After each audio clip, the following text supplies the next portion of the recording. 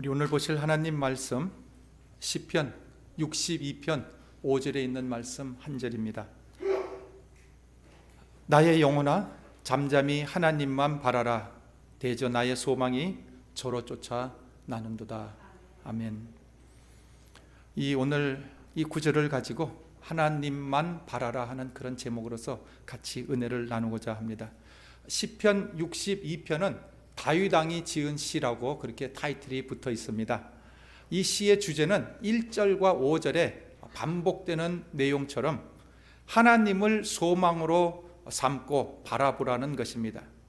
다윗 왕이 언제 그리고 또한 어떤 환경에서 이 노래를 지었는지는 사실 잘 알지 못합니다. 하지만 전반적인 내용 시편 62편 전체를 살펴볼 때에 그는 매우 극심한 어려움 속에서 이 노래를 지었음을 알게 됩니다. 3절에는 남을 죽이려고 공격하는 사람들의 위협도 있었고 4절에는 남을 파멸시키기 위하여 계략을 꾸미는 사람들도 있었다, 이렇게 노래를 합니다.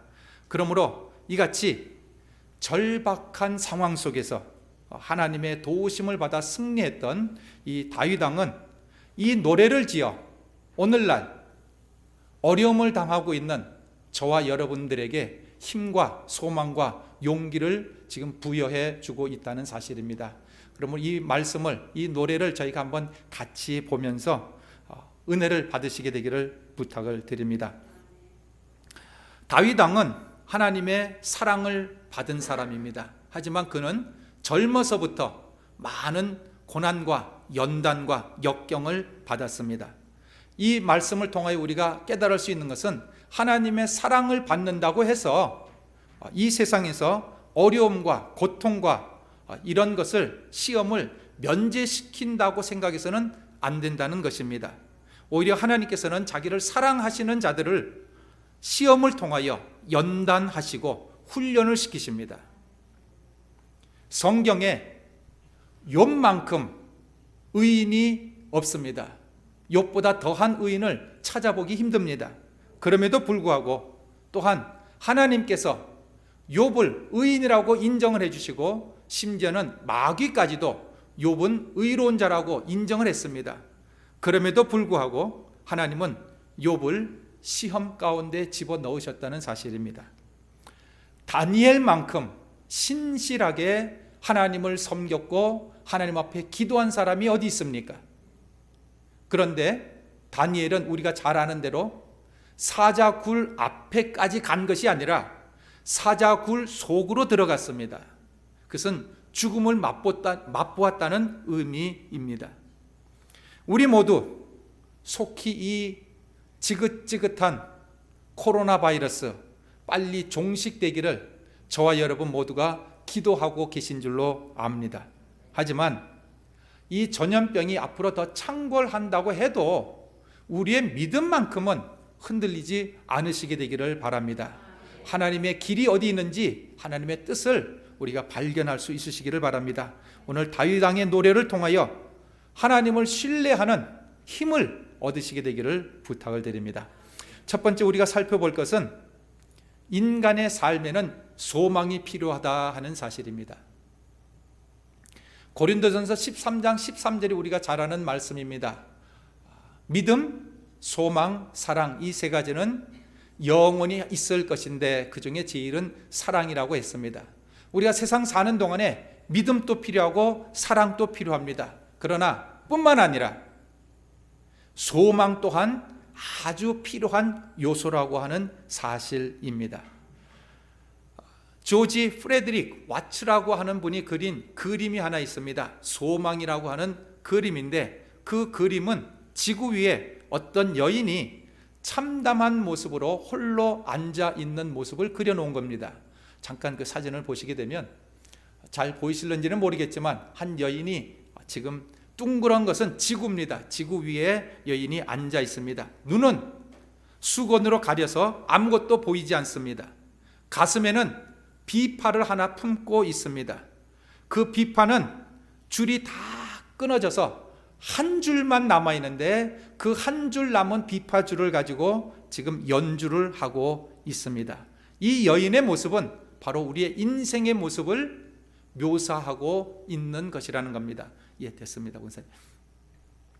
인생에 필요한 많은 것들이 이제 다 끊어지고 없어졌다는 겁니다. 남편이 있었던 분은 남편이 없어졌고, 자식이 먼저 떠날 수도 있고, 또한 건강이라고 하는 줄도 끊어질 수 있다는 사실을 기억을 하십시다. 그리고 이 세상 내가 맛보았던 모든 좋고 즐거웠던 것, 기쁨, 이 모든 것이 언젠가는 다 끊어질 날이 있다는 사실입니다. 오직 마지막 남은 한 줄이 있는데 그것은 다름이 아니라 소망이라고 하는 줄이다. 이 모든 것이 다 끊어진다 하더라도 소망이라고 하는 줄은 끊어지면 안 된다고 하는 것입니다. 지금부터 꼭 10년 전 칠레에 구리 광산이 붕괴됨으로 인하여 33명의 광부들이 지하 700m 밑에 갇힌 적이 있었습니다. 칠레는 국가 비상사태까지 선포해 가면서 최선을 다해서 구조 작업을 벌였지만 아무런 소득 없이 17일이라고 하는 세월이 흘러가 버립니다. 그러다가 매몰된 광부들이 이제는 살아있을 가망성이 없다 하고 포기할 때쯤 되어서 지하를 땅을 뚫어서 내려보냈던 그 드릴 끝에 쪽지가 하나 달려 올라오게 됩니다. 거기에는 이러한 소식이 있습니다. 우리 33명 모두가 대피소에 살아있다 하고 적혀 있었습니다. 이 소식을 받고는 그들이 포기하려고 했던 그 구조 작업을 다시 반전을 일으키면서 더 열심히 구조 작업을 시작하게 됩니다. 당시 광산 안에는 무슨 특별한 사건이 벌어질 것을 대비해서 비상식량을 준비를 해놨답니다. 물이나 우유나 깡통 혹은 주스, 크래커 같은 비상식량이 있었지만 33명이 먹기에는 사실 충분한 양이 아니었다는 사실입니다. 33명이 17일 동안 깡통에 있는 것을 반 숟가락, 한 숟가락도 아니고 하루 종일 반 숟가락 정도의 참치나 연어 같은 것을 먹고 견뎠습니다. 그래서 어떤 사람은 17일 동안 몸무게가 25파운드나 빠졌다고 합니다. 그런데 이 비상식량까지도 완전히 동이 나면서부터 광부들은 이제 점차 죽음을 기다리고 있었습니다. 이렇게 죽음을 기다리고 있던 이 광부들에게 구조대가 갱도 속에 내려보낸 그 드릴을 통하여 드릴을 발견하게 되었고, 그것을 통하여 도움을 받아서 17일 동안 땅 속에 그렇게 소망 없이 갇혀 있다가 죽음을 기다리고 있다가 그 드릴빗을 통하여 52일을 더 견뎌서 모두 69일이 지난 이후에 33명 모두가 온전히 구출함을 받았다고 합니다.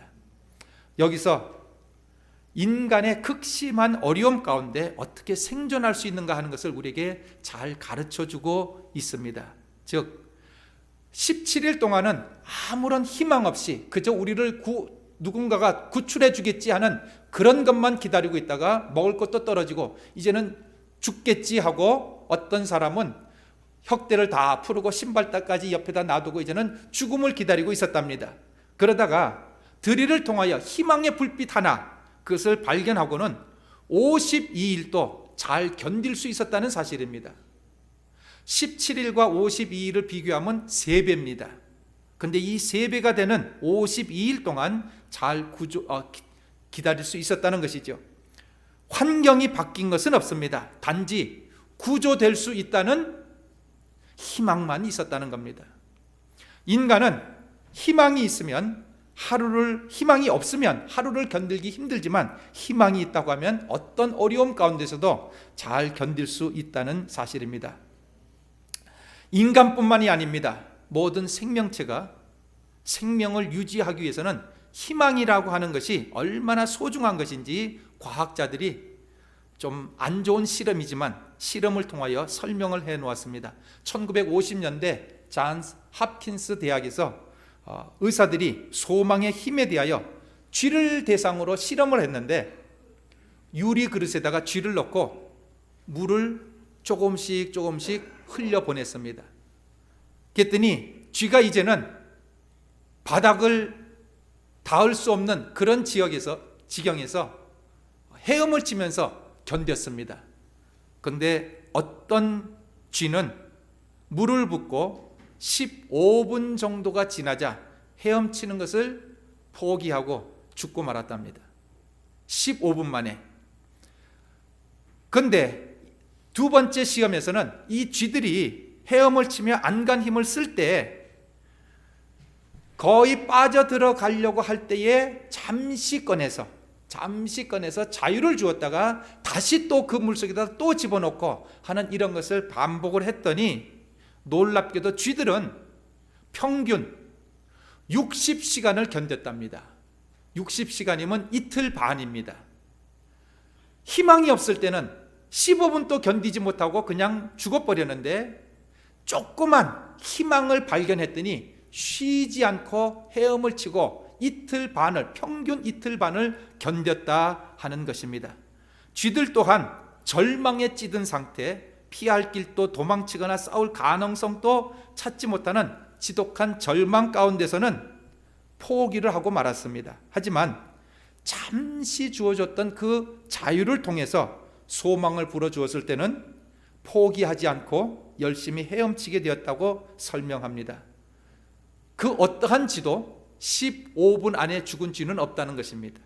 이만큼 우리에게 소망이 얼마만큼 귀중한가 하는 것을 가르쳐주고 있습니다. 인생을 살아갈 때 여러 가지 줄이 끊어질 수 있습니다. 사랑하는 이가 세상을 떠날 수도 있습니다. 기대하고 믿었던 줄이 끊어집니다. 하지만 소망의 줄 하나 붙잡고 있다고 하면 그 줄 하나로서 능히 모든 것을 이기고 감당할 수 있다는 사실입니다. 소망을 잃지 않는 사람은 멸망하지 않습니다. 인간에게는 좋은 생활 환경도 중요하지만 보다 중요한 것은 우리 마음에 어떤 어려움이 당한다 할지라도 굴하지 아니하는 마음, 낭망하거나 포기하지 않는 그런 강인한 마음이 필요합니다. 우리가 잘 아는 잠언 18장 14절에 있는 말씀입니다.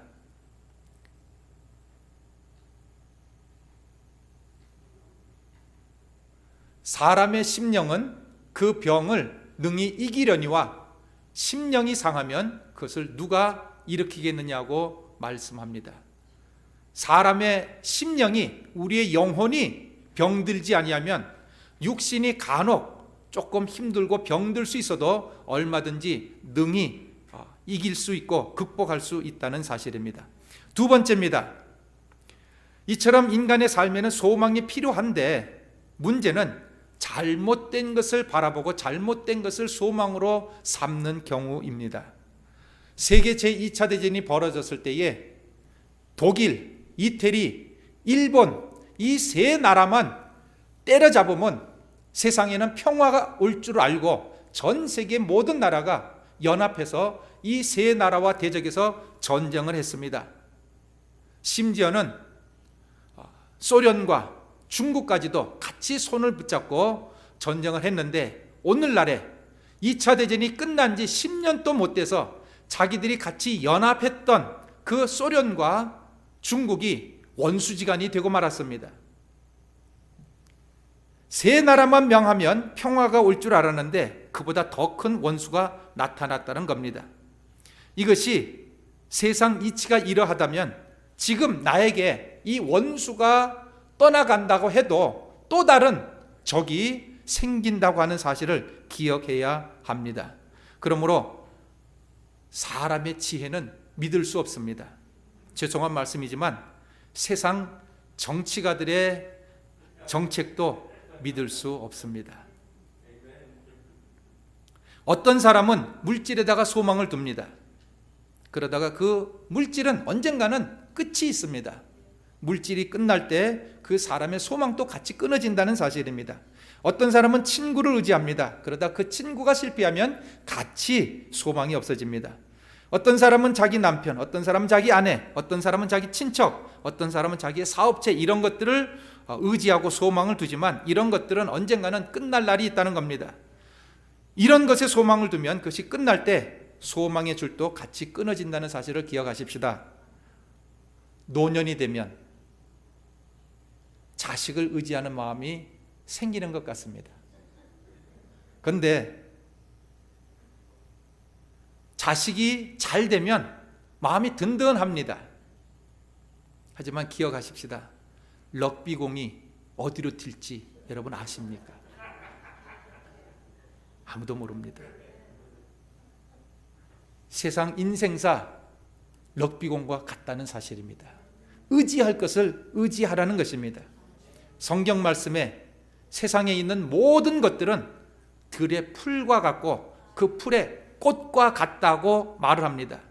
풀은 마르고 꽃은 떨어지게 되어 있습니다. 오늘 본문 저희가 읽진 않았지만 시편 62편 9절 있는 말씀 보시면 진실로 천한 자도 헛되고 높은 자도 거짓되다고 합니다. 천한 자만 거짓되거나 천한 자만 없는 것이 아니라 높은 자도 있는 자도 같이 똑같다는 겁니다. 천한 자, 높은 자, 있는 자, 없는 자 동일하다는 겁니다. 이 모두가 저울에 달면 우리의 입김에, 입술에 입김보다도 더 가볍다, 경하다고 말씀을 하고 있습니다. 힘없는 사람 의지하지 말라는 것입니다. 우리가 아는 대로 다윗 왕은 파란만장한 생을 살았습니다.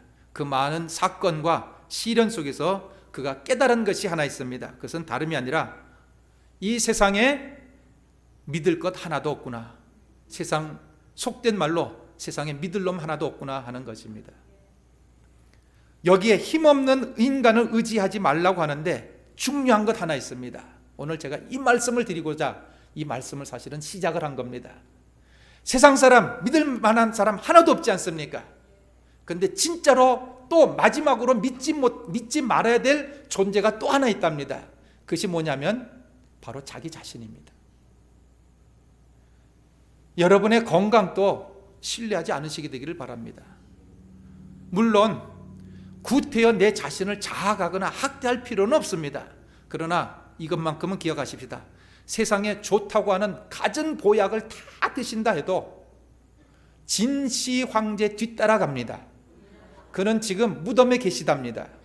우리도 그 뒤를 쫓아갈 수밖에 없습니다. 그런데 이걸 알면서도 사실은 내 건강 굉장히 신임하는데, 여러분, 신임할 것 없습니다. 꼭 나이가 들어서 건강이 없어지는 게 아닙니다. 젊은이도 갑니다. 아픈 사람만 가느냐? 아니요, 젊은이도 하루아침에 갑니다. 우리가 신뢰할 것이 무엇이냐 기억해야 됩니다. 내 자신의 건강, 지식, 지혜, 재주, 재물, 이 모든 것 의지하지 않으시게 되길 바랍니다. 내 건강도 내 재주도 언제 어떻게 될지 아무도 장담하지 못한다는 사실입니다. 예레미야 17장 5절에 이렇게 기록하고 있습니다. 사람을 믿으며 혈육으로 그 권력을 삼고 마음이 여호와에게서 떠난 그 사람은 저주를 받을 것이라고 말씀합니다. 저주란 하나님을 의지하지 않고 풀과 같은 인생을 의지하는 자에게 임한다는 사실입니다. 옆에 사람 한번 살펴보시길 바랍니다. 풀입니다 하고 이야기하시기 바랍니다.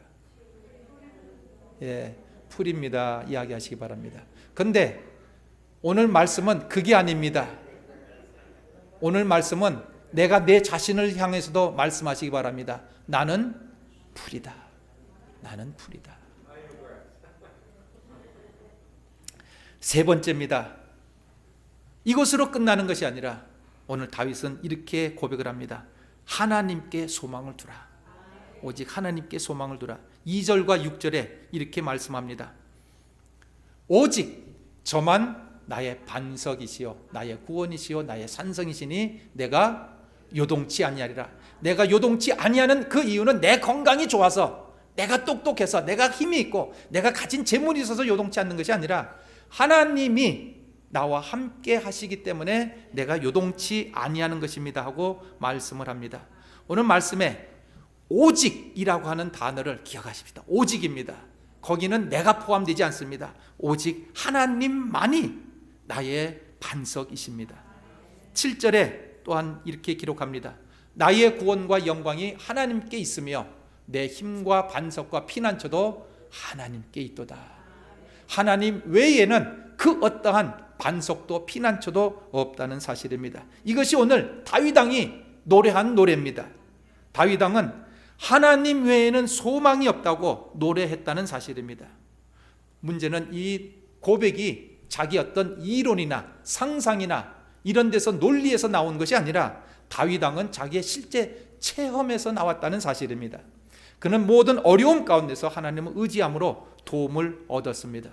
우리 모두는 하나님께부터 기록되어 있는 말씀으로 끝나는 것이 아니라 그 기록되어 있는 말씀이 우리의 삶 가운데 실제적으로 역사하시고 활동하시고 우리의 삶 가운데 살아 역사하시는 그 하나님을 체험하시게 되기를 바랍니다. 하나님은 종이 호랑이가 아닙니다. 하나님은 살아계십니다. 오늘 나의 삶 속에서 실제적으로 역사하십니다. 중국 어떤 도시에 도적대들이 어린아이들과 여인들이 피해 있는 노르웨이 출신 마리 몬센이라고 하는 선교사의 집을 포위하였습니다.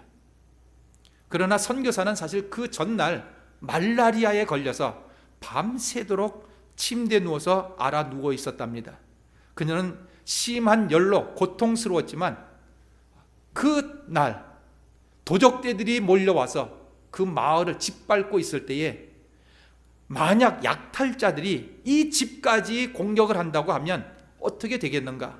여기는 순 연약자들만, 어린이들만, 여인들만 모여 있는데 어떻게 되겠는가? 이 집에다가 저들이 불이라도 지른다고 하면 어떻게 될 것인가 하는 그 마음에서 하나님 앞에 기도를 하기 시작합니다. 주여, 나는 이 사람들에게 수년 동안 당신의 약속은 진실하다고 가르쳐 왔습니다. 근데 만약 지금 이 약속이 이루어지지 않는다고 하면 나는 이제 벙어리가 될 수밖에 없고 본국으로 돌아가야 합니다. 그날 밤 그녀는 밤새도록 깨어 있으면서 자기 자신은 지금 말라리아가 걸려서 열이 나고 고통스럽지만 그 자기 집에 모여있는 그 연약한 자들을 위하여, 이제까지 복음을 증거하고 예수 믿도록 했던 그 사람들을 위하여 밤새도록 기도하고 깨어 있으면서 놀란 피난민들의 신부를 하고 하나님 앞에 구원 요청을 합니다. 그리고 뿐만 아니라 성도들에게, 그 사람들에게 염려하지 말라고, 걱정하지 말라고 그렇게 격려했습니다. 주변에는 많은 어려운 일들이 닥쳤지만 도적대들은 그 선교사님의 집만큼은 건들지 않냐고 떠나갔답니다. 그 아침이 되자 이웃들이 찾아와서 선교사님한테 이렇게 물었습니다. 어젯밤 밤새도록 선교사님 집 지붕 위에 3명은 앉아있고 1명은 서서 밤새도록 선교사님의 집을 지켰는데 그 4명이 누구요? 하고 질문을 했답니다. 선교사님이 우리 집 지붕에 올라가서 지킨 사람 아무도 없습니다. 그런 사람 없습니다 하고 대답을 했다는 겁니다. 그랬더니 그들이 아닙니다. 저희가 저희 눈으로 똑똑히 봤습니다 하고 선교사님의 말을 믿지 않았다는 사실입니다. 그날 밤 선교사님 집 위에 지붕 위에서 3명은 앉아있고 1명은 서 있고, 누가 앉아있고 누가 서 있었고 누가 지켰겠습니까? 오늘 우리에게도 주님께서는 약속하셨습니다. 내가 너희를 고아와 같이 버려두지 아니하고 천사들을 보내주셔서 성령님도 우리와 함께 하셔서 영원토록 함께 하시라고 말씀하셨습니다. 문제는 그 영적인 존재는 우리 육신의 눈에 안 보인다는 것뿐입니다. 하지만 하나님은 멀리 떠나 계신 것도 아니고 가장 가까이 계신 그 누구보다도 더 가까이 여러분과 함께 하고 계시다는 사실입니다. 그분을 믿고 그분을 의지하는 사람, 축복인 줄로 확신합니다. 오늘 8절입니다. 62편 8절에 백성들아 시시로 저를 의지하고 그 앞에 마음을 토하라. 하나님은 우리 피난처 시로다. 여기서 시시가 뭡니까? 시시로. 언제든지 항상 어떤 일을 당하든지 간에 상관없이 하나님을 신뢰하라고 말씀을 하고 있습니다. 그 무엇보다도 하나님을 믿으라는 말씀입니다. 하나님보다 더 강한 존재는 없는 줄로 확신합니다. 그리고 하나님 앞에 마음을 토하랍니다. 우리의 마음에 많은 하고 싶은 말들 하나님 앞에 다 토해내라고 말씀하고 있습니다. 하나님만이 우리의 괴로움을 들으시고 긍휼히 여겨주시는 분이며 도움을 주시는 분입니다. 그럼 우리는 이런 고백을 하실 수 있으시게 되기를 부탁을 드립니다. 하나님이 도와주지 아니하시면 나는 살 수 없습니다. 하나님 한 분 없이는 나는 견딜 수 없습니다 하는 이 고백을 하시게 되기를 바랍니다. 이 같은 능력의 하나님을 바라보고 소망이 넘치는 삶이 되시기를 주님의 이름으로 축원을 드립니다. 기도드리겠습니다. 하나님, 어두운 세상에 빛으로 오신 예수님을 우리 마음에 모셔드립니다. 세상에 어떠한 환난이 다가온다 해도 빛 대신 주님을 마음에 모신 사람은 소망이 있습니다. 주님께서 주시는 소망을 가지고 살아가는 저희 모두 되도록 도와주옵소서. 예수님 이름으로 기도드립니다. 아멘.